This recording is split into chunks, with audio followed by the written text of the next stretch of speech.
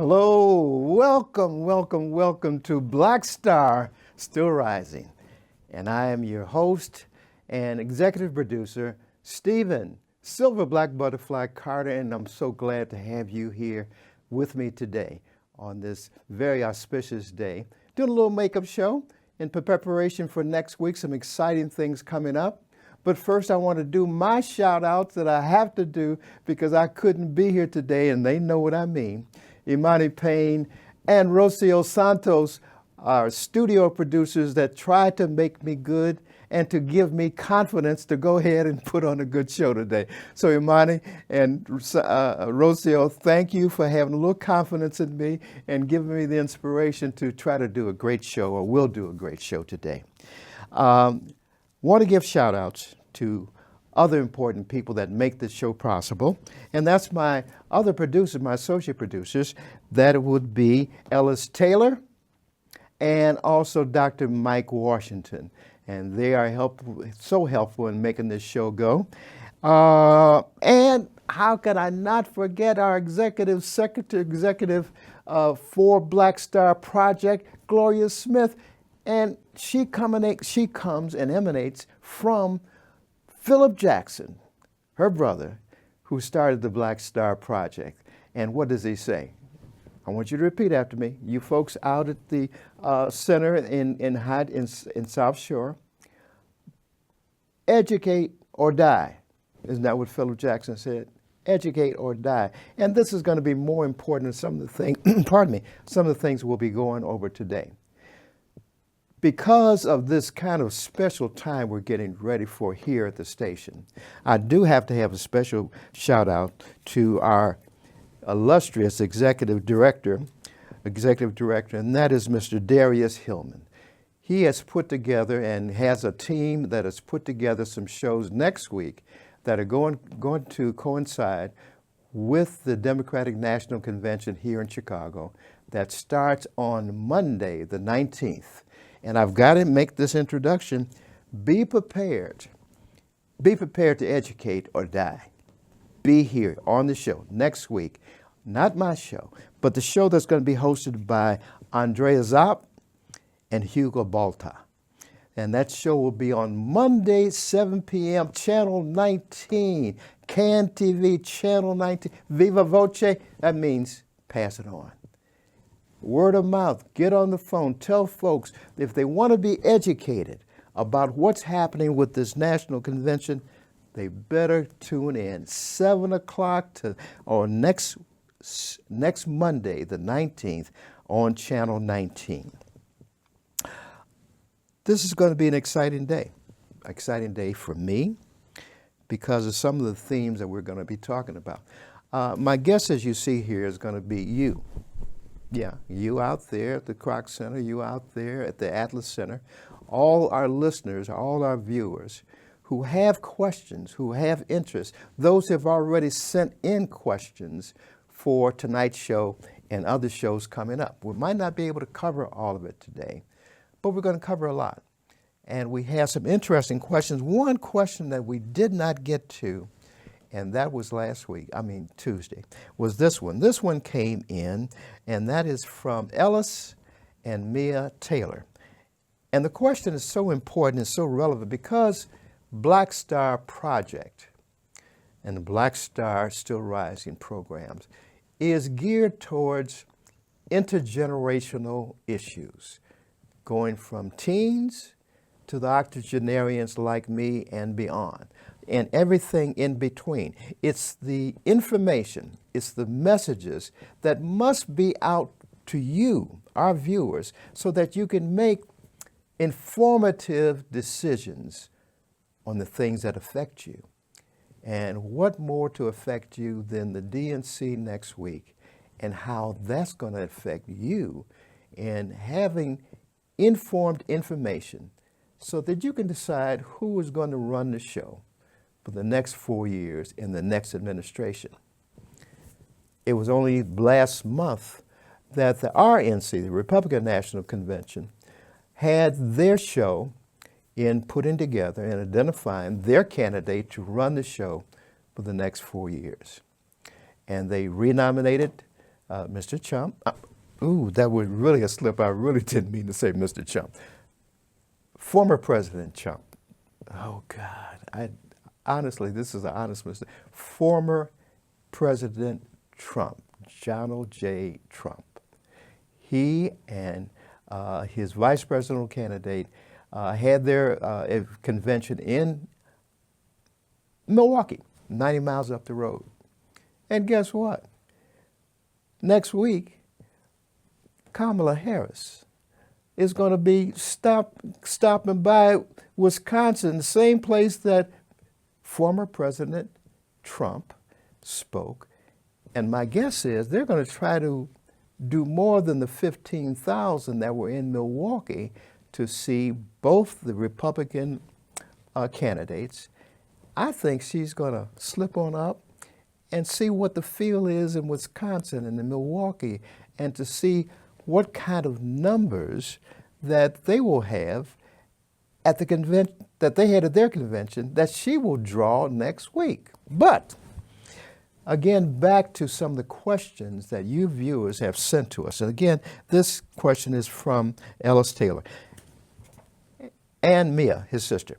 Why should black male and female voters of my generation, them, come out to vote? You want to know?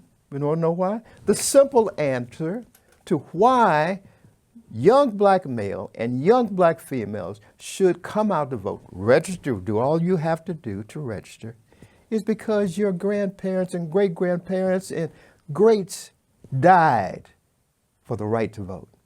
They died for the right to vote. That's the simplest answer, that we must vote.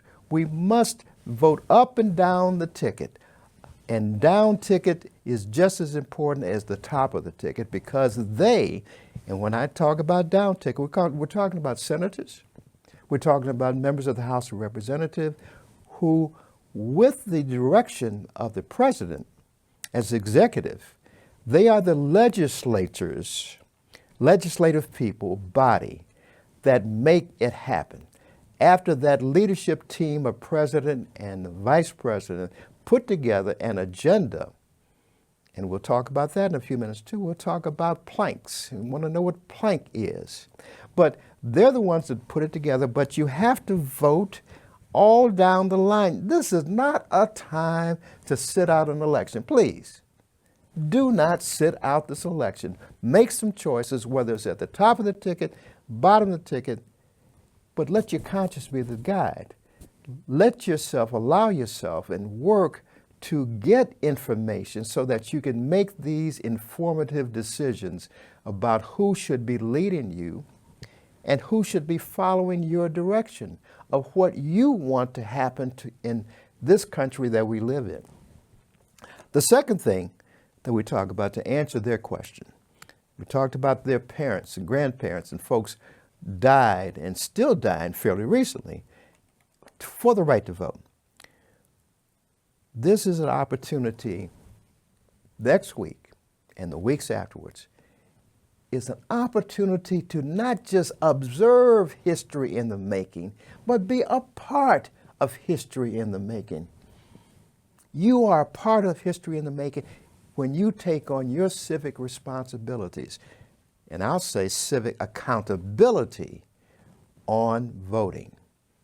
That is your civic duty, responsibility. It's your responsibility to learn about the Republican positions, the Democratic positions. This is a bipartisan thing. It's not just Republicans, it's not just Democrats. You have to look at it all and try to gather information that you can make a very informative decisions. All right? So my guest, you are my guest today. Wait a minute, I'm sorry. I meant to turn the phone. I'm sorry. Kamala's on the phone. Kamala's calling. Hello, yes. This is Black Butterfly. Hello, my soror, my divine nine sister. Yes, good to have. Can this go on? I guess not, but I'm going to have to translate to you what Kamala is asking me to address and talk about You're going to be here next week, of course. Yes. There are a number of people. Divine Nine, yeah, Divine Nine is supporting. You knew that. But we're supporting you. And I know that there are points that you will be talking about next week. And not only talking about it at the Democratic National Convention in Chicago, you'll be up to Wisconsin to get that other folks in Wisconsin aware of the issues that you are going to address, but also have been addressed in one form by former President Trump. I said it right this time. Okay. Yes. Are you still there? And I want to say a few things about the things that you shared with me. You said issues on economy and your pocketbook thing. Are those the things you're going to be addressing? Yes. Kamala says she's going to be addressing those things. Okay. We're going to talk about drug prices and also the Biden administration, which Kamala's a part of, has already started to address those issues and will continue to address those issues with Big Pharma and to start to bring those prices down for the very basic things that we have to have in order to survive as people. Yes, I'm still here, and then I'm talking to our audience, yes. She says hello again. She wants to talk about, oh boy, women's freedom of choice. Very controversial issue.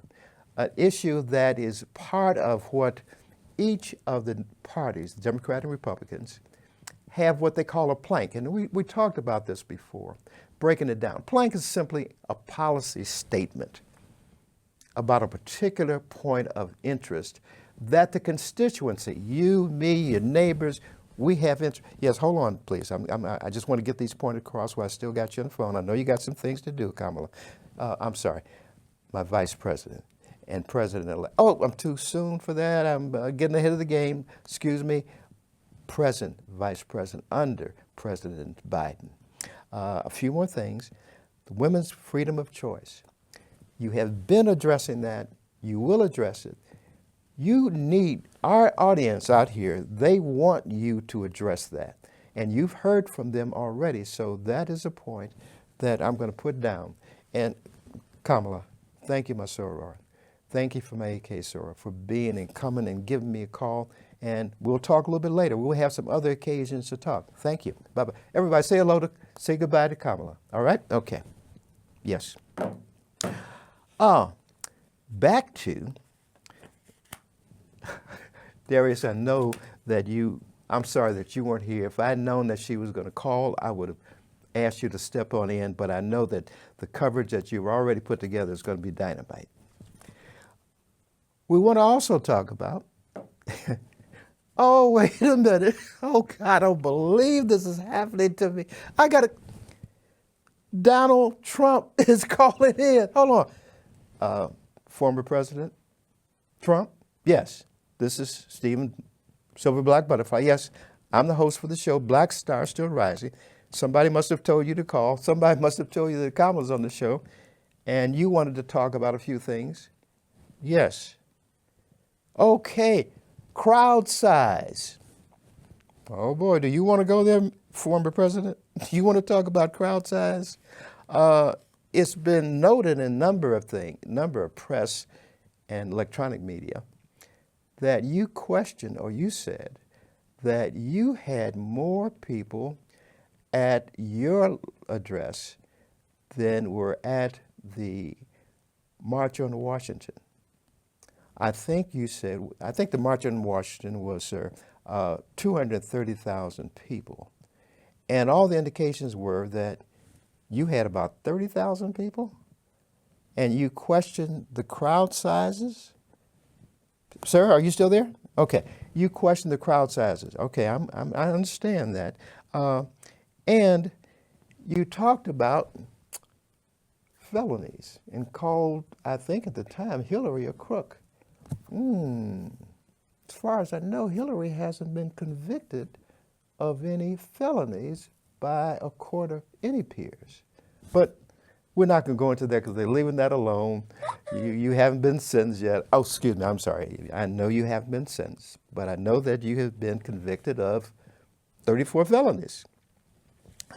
And it's hard to see why you would even question, why we would question that when you have been said on tape that, I can shoot somebody in the middle of Times Square and nobody would bother me. You didn't talk to the Attorney General in New York before you said that, all right? You also said something on a public program, how you had privileges with females. And I won't go into what you said, but it was kind of a private situation that you talked about. But and it was a personal attack. Mr. Trump, are you still there? He's still there. Okay, I'm glad you're listening. I appreciate you listening. People are wondering why you continue to make personal attacks on Kamala Harris, calling her all kinds of things and stupid, etc. And it's impossible to see how anybody would say that she is stupid and not intelligent, given that she was an elected official in California, Attorney General, before she became a senator. And you're also saying that if she's stupid, all the people, thousands of people, millions of people that voted, I said millions of people, yes, voted for her, and that they are stupid because they elected her. They are stupid because they elected her to be vice president with President Biden. That's what you're saying also. Mr. Former President, please be patient with me. And I know you are, because you are a very patient soul. Please give that some attention. I know that it's very difficult for you to talk to the people around you, and you don't listen to them. You don't listen to see what they're saying and advising you. But I'm hoping, and I shouldn't say that. I want to say I'm hoping that you don't continue to listen to them, that you don't listen to them, that you follow your mind. Go where your spirit is, Mr. Trump, and say what you really believe and feel. If you believe these folks are unintelligent and stupid and all the things that you say, keep on saying it. Because I want black folks to hear you. I want women to hear you. I want women to hear what your vice president candidate also said about women who don't have kids or have not given childbirth, what he said about them. What? Oh, okay, I understand. I understand you got some things to do. But thank you for calling in. I appreciate you calling in. And I want to say you have a nice day. I want to be kind. Thank you very much. Bye-bye. I'm not sure if he's going to call back again, but if he does, many of you have questions that you want to pose to the Republican Party and to the candidate of the Republican Party and to his vice president. It's my information that he and our vice president, Tim, our vice president, I shouldn't say our, a number of us believe in Tim Walz as Kamala's vice president candidate. He is going to be appearing against DJ on October 1st on CBS. Now that's a concession and something that you should be very aware of. Now, many of you are aware that there was some controversy about former President Trump being on Fox TV. Now, we know Fox TV has kind of a right-wing leaning, if I can put it mildly. But he wanted his program to be on Fox, this debate between he and Kamala. But that wasn't the original agreement, and there was some controversy about that. But if I read correctly, what he wanted to do was have an audience that Fox TV, now get this, he was going to have an audience that Fox TV would decide who would be there. Just a number, it's going to be Trump supporters who would be there. He would pick the moderators. They would ask the questions that they wanted Trump, they pick the softball question. You playing 16 in softball and you threw the ball up there, and if you threw it big enough, they'd be able to hit a home run on it. That's the kind of questions he was going to get from Fox TV. And the reason that they felt that CBS, NBC, ABC would be kind of neutral sites and objective sites for a program, for debate. Look forward. Get informed information. I hope to provide more information, but next week, as we said, Mr. Bada and Mr. Baltazar are going to be talking about this on Monday and a number of things that you'll be interested in. Some more questions. Here's one that came from Marcus Twain. Why is location and crowd size important for the debate? Just talked about that. I did get the question in, Mr. Twain, and that's why it'll be September 10th as we know it. I think it's going to be ABC, but we'll be providing you more information right here at CAN TV. We're going to be your source next week for all the Democratic Convention information that you need to make a good choice, an informative choice.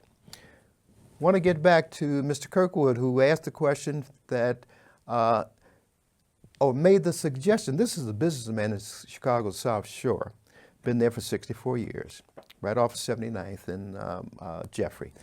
He suggested, and we would want those who agree with this, business people, entrepreneurs, we would want them to say, for the administration, to put in a plank that it says, establish SBA-assisted centers in every bank with a 20-week course in classes, and for the graduates who came out of that class, they would get certificates. They will earn, not get, earn certificates in entrepreneurship. Mr. Kirkwood, I'm glad we addressed that point again, and I'm sure this is going to come up again. I'll give you a progress report on how the DNC is addressing something like that. We also, that question that comes back again, and I'll repeat it again because it's worth repeating, and for you who are going to be involved in some way in talking to your congressman, those of you who are down at PUSH this week, these are issues that should be addressed and brought to civic organization groups that do listen to you and address these political people, our elected officials. And this was one about the thousands and thousands of students who are facing loan debts, insurmountable loan debts. What is the Democratic Party going to be? What is their plank?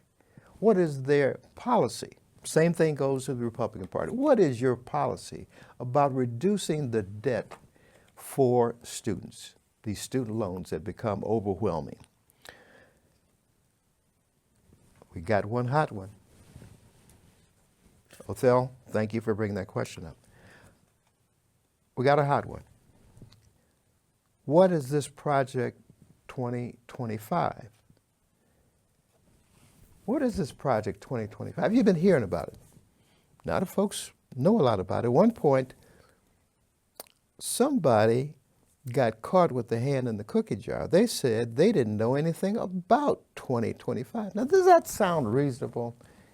2025 is a policy, a 900-page policy statement that members of the Republican influence want to bring and to want, if Mr. Trump were elected, to put into place the first day of his administration. One of the points, and we're still trying to get the person on board, whether it's the Republican administration or the Democratic constituency, to talk about this and what it means. Now, part of what I understand, and I'm still getting information, I'm as uninformed, a little bit more informed than some of you, but I want to be more informed. I want to be able to talk about that because it has economic implications. It has implications on how and who would manage the government. And the implication for is what I understand is that the president would have the power to put in at every administrative level the major administrative management areas to replace all those who have been civil service examinations, civil service people who have passed the exams and have been in the administration ongoing administrations, not just the Democratic administration, but administrations that go over decades and are there as people to execute the programs that are brought up by whoever the president is at a particular time, executed properly, using good management procedures and good management systems that have been developed over the years. It's my understanding that this Project 2025 can be a mind blower. You need answers. I need answers. We need to find out really what is on this agenda, and we need Mr. Trump to tell us honestly what this means. If this is part of the Republican plank, a part of the Republican policy, we need to know what it is. 900 pages, somebody's got to break that 900-something pages down that's been developed for the past, I don't know how many years. It's been put into place. It's been policy decisions like that that have the Supreme Court justices as they are, as they've been appointed by various presidents over the years. And what this 2025 project may mean is that there be some new rules, new regulations that you need to consider, that you have to make your best interest, your vested interest known to whatever party is in the power at the time. And at every phase of government, the down the ballot line, from the House of Representatives to the senators, your input is important. Keep asking the questions. Keep sending these questions in, and we will address them. There will be other folks at CAN TV that have the power, have the experience, have the background. They can give you answers, but get your questions in. They don't have to be sitting in a card. I can take an email, I can take a text. Email me, text me, 312-662-3106. I hope I have given you a few things to think about, things to put on your mind that you must be aware of. You must be active now. You cannot let this election go by without your input, one way or the other. Whatever your persuasion is, whatever you decide it should be, you must be active. Educate or die. That's what Philip Jackson said. And that's an active word. Educate, be educated, be aware. Be open to factual information. Be open to information that is correct. Be open to the people of integrity who you can identify will give you honest information that you can live, that you can use to live your life. And I am your host today, Stephen, Silver Black Butterfly Carter, and we're going to be wrapping up. Imani, Rocio, thank you for giving me the encouragement to be on the program today. And I hope that you'll bring me back for some other things over the next few weeks. And I think this is a wrap.